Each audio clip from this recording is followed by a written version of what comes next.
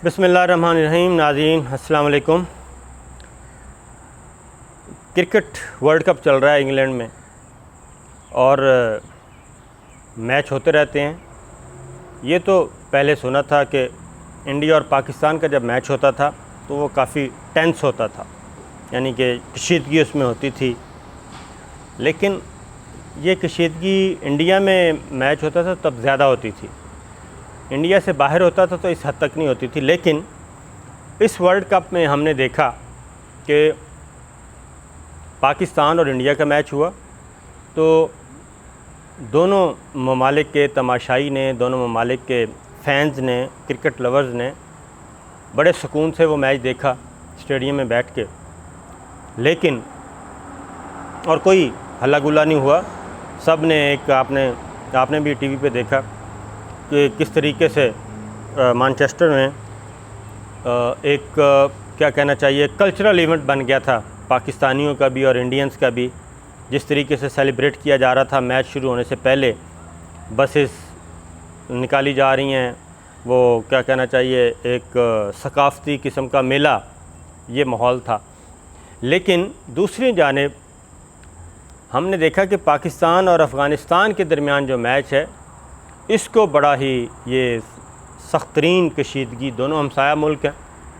और कल हमने देखा कि ग्राउंड में अफ़गानियों के रूप में वो आ गए और उन्होंने पाकिस्तानी खिलाड़ियों पर हमला करने की कोशिश की। वहाँ की पुलिस और इंतज़ामिया ने उनको बचाया, कोशिश की कि हमला किया, बल्कि नाकाम, पाकिस्तानी खिलाड़ियों तक नहीं पहुँच सके। पाकिस्तानी तमाशाइयों पे तो बाकायदा तौर पे अटैक हुए, तशद्दुद किया गया, मारा पीटा गया, ज़दोकोब किया गया, ये हमने देखा। फिर पाकिस्तान मुखालिफ जो क्या कहना चाहिए वो बैनर या पोस्टर एक जहाज़ से भी फेंके गए।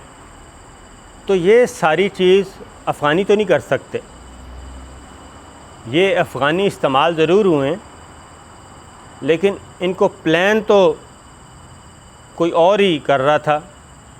और वो प्लानर कौन हो सकता है? वो प्लानर बैरूनी किरदार हैं। और मैं तो ख़ास तौर पे कहूँगा ये NDS और रॉ जो हैं, अफ़गान खुफिया एजेंसी और इंडियन खुफिया एजेंसी, ये दोनों ही प्लान कर सकते हैं मिल के कि हमने ये करना है। क्योंकि ये कोई वहाँ पे नारेबाजी से तो लड़ाई शुरू हुई नहीं कि जनाब आनन फानन कोई माहौल पैदा हुआ और तलख कलामी हुई, नहीं। ये तो पहले से प्लान करके आए हुए थे, जो अफ़गानियों के रूप में थे, जो अफ़गानिस्तान के हमायती शायकीन थे, उनके रूप में लोग आए हुए थे। ये ज़रूरी नहीं है कि वो वाक़तन अफ़गानी हों। ये तो जब गिरफ़्तार ये हमारे जो उधर मीडिया के लोग हैं UK में, वो अगर चेक करें इनकी नेशनैलिटी और इनको कौन लुक आफ्टर कर रहा था, कौन इनको, क्योंकि इस वक्त प्रॉक्सी वार जो है मीडिया में, सोशल मीडिया में, ये प्रॉक्सीज़ तो चल रही हैं। ये पाकिस्तान के ख़िलाफ़ जो दूसरे मुल्कों के इंटेलिजेंस इदारे हैं या दूसरे मुल्कों की इस्टेब्लिशमेंट है, वो ये काम करती रहती है प्रेशर बढ़ाने के लिए। तो जो कल बरतानिया में देखा गया और क्रिकेट टीम के मौके पे, और एक नहीं 4-5 जगहों पे ऐसा हुआ और शदीद तरीन अटैक किए गए। तो ये एक सोची समझी प्लानिंग है। ये सिर्फ़ उसमें अफ़गानी शामिल नहीं हैं, इनको कोई ना कोई पीछे हैंडलर था, कोई ऑपरेटर था, एक माइंड था पीछे जो ये काम कर रहा था। और हमें ये समझने में, मुझे तो कम से कम कोई मुश्किल नहीं है कि इसमें गैर मुल्की जो इस्टेब्लिशमेंट है वो भी इसमें शामिल है, क्योंकि पाकिस्तान इनके काबू में नहीं आ रहा। और ख़ास तौर पे फिर जो एक ताज़ा तरीन PTM का मसला था, उसको जिस तरीके से फ़ंडिंग की जा रही थी और उसको जिस तरीके से पाकिस्तान में फैलाया जा रहा था, वो जब से दोनों बंदे गिरफ़्तार हुए हैं उसके बाद से उसमें भी अब दमख़म नहीं है, बल्कि सूरत हाल मामूल पे आ रही है। तो इसलिए मैं ये समझता हूँ कि ये महज तमाशाइयों की लड़ाई नहीं थी, बल्कि ये बाकायदा तौर पे एक मैसेज किया गया है पाकिस्तान को दबाव में लाने के लिए। फिर एक और चीज़ भी हमने देखी कि वहाँ पे आर्मी चीफ़ गए जनरल कमर जावेद बाजवा, और उन्होंने मैच देखा। उनके साथ DGI SPR थे आसिफ गफ़ूर साहब, उन्होंने मैच देखा।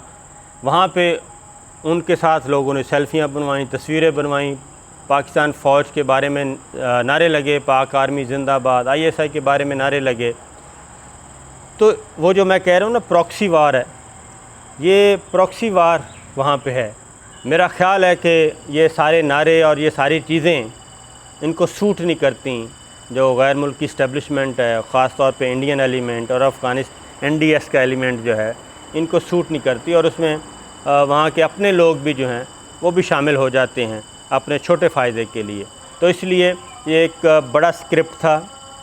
एक बार बार जो मैं वर्ड यूज़ कर रहा हूँ प्रॉक्सी वार, मीडिया के ज़रिए, सोशल मीडिया के ज़रिए लड़ी गई, ये उसका एक हमने एक नमूना देखा है कल बरतानिया में। बरतानिया जैसे शहर में अगर ये इस तरह की कोई चीज़ पाकिस्तान में होती तो अब तक तो क्रिकेट टीमों ने कहना था जी कि पाकिस्तान में सिक्योरिटी के हालात बहुत ख़राब हो चुके हैं, ये मौजू नहीं है, और यहाँ पे क्रिकेट के लिए और खेलों के लिए अभी तक माहौल ठीक नहीं है, इसलिए सब ने कहना था कि जनाब यहाँ से वाइंड अप करें। लेकिन हमने देखा, पूरी दुनिया ने देखा बल्कि, कि बरतानिया जैसे शहर में, बरतानिया जैसे मुल्क में जो तहज़ीब याफ्ता मुल्क है और जहाँ पे कहते हैं कि सिक्योरिटी बिल्कुल security proof, full proof security दी जाती है, तो वहाँ पे हमने देखा ये सब कुछ हुआ जिस तरीके से हुआ। और अगर देखना यह है कि अब इस पर कार्रवाई क्या की जाती है। अगर ये मैच फ़िक्स था कहीं ना कहीं, तो फिर तो इनके ख़िलाफ़ कोई कार्रवाई नहीं की जाएगी, वार्न करके छोड़ दिया जाएगा।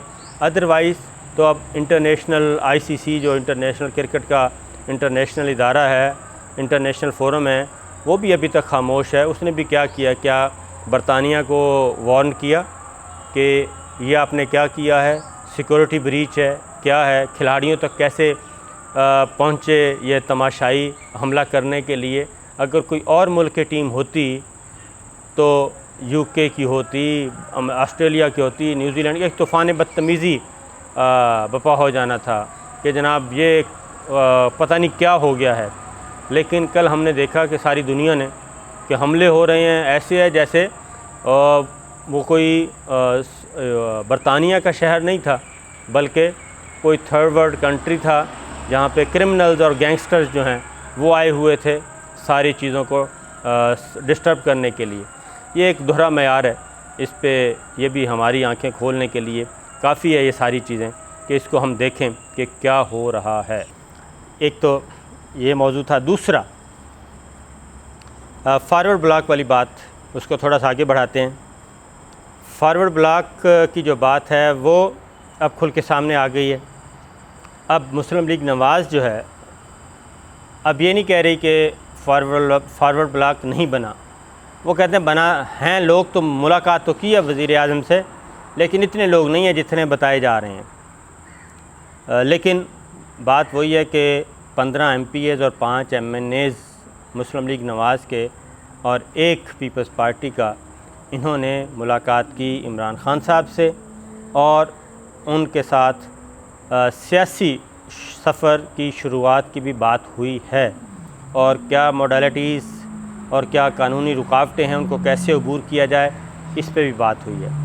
ये आगे चल के बात होगी। दूसरी जानिब एक और ख़बर हमने आपको दी थी कि ज़रदारी साहब जो हैं उनका तकरीबन हमारी इत्तला के मुताबिक कि वो प्ली बारगेन के लिए रेडी हैं और उनके मामलात कमोबेश करीब हैं फ़ाइनल होने के। फ़ाइनल हो चुके हैं वैसे तो इन प्रिंसिपल। अब आगे तरीक़ाकार क्या होगा, मॉडलिटीज़ क्या होंगी, टाइम कब होगा, इस पे बात हो रही है। अभी उन्होंने एक इंटरव्यू में ये बात खुल के कह भी दी है, एक गुफ्तगू में, कि वो स्टेट ऑफ पाकिस्तान यानी कि रियासत से बात करेंगे।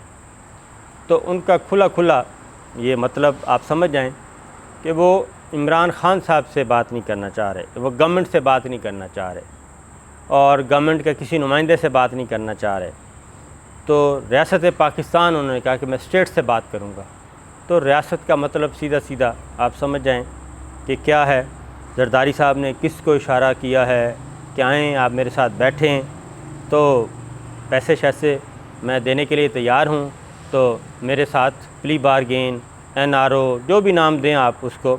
NRO तो खैर नहीं होगा, NRO तो एक आम माफ़ी होती है, वो माफ़ी तो होने वाली नहीं है, उसमें तो पे करना पड़ेगा। पे करने के बाद जरदारी साहब की क्या ख्वाहिश है क्या नहीं, उसके बदले में क्या रियायतें हासिल करना चाह रहे हैं, क्या ख्वाहिशात हैं जो पूरी करवाना चाह रहे हैं। लेकिन ये चीज़ अल्टीमेट जो है बात, जो इसका एंड होगा वो यही होगा कि जरदारी साहब अपने मामलात कर लेंगे तय और बिलावल साहब अपनी पॉलिटिक्स करेंगे। ये चीज़ अब तक की है। तो आज मेरा ख़्याल है इतना ही काफ़ी है। कल फिर हाज़िर होंगे एक नई वीडियो के साथ।